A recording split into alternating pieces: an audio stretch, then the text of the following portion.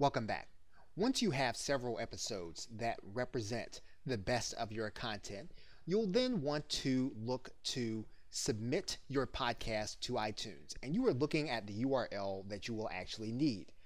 You'll need to have your show name, and then you'll need to put / at the end of it after Blog Talk Radio. So your URL will look something like this: blogtalkradio.com.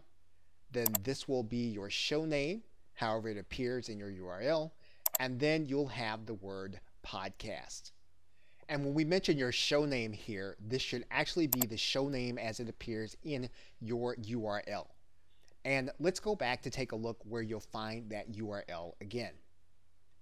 Now, if you go back to your profile, you should have already created your show URL, and it will appear with the name that you have placed there. And that is the name that you will actually be using in the URL that you're going to be submitting to iTunes. So once you've copied this entire URL, you're then ready to go to iTunes.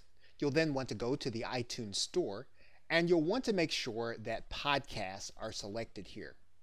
Once podcasts are selected, then you'll need to click Submit a Podcast.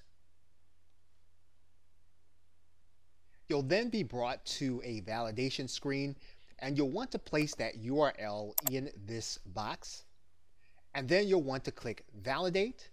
And once your podcast has been validated with episodes, you'll then want to click Submit.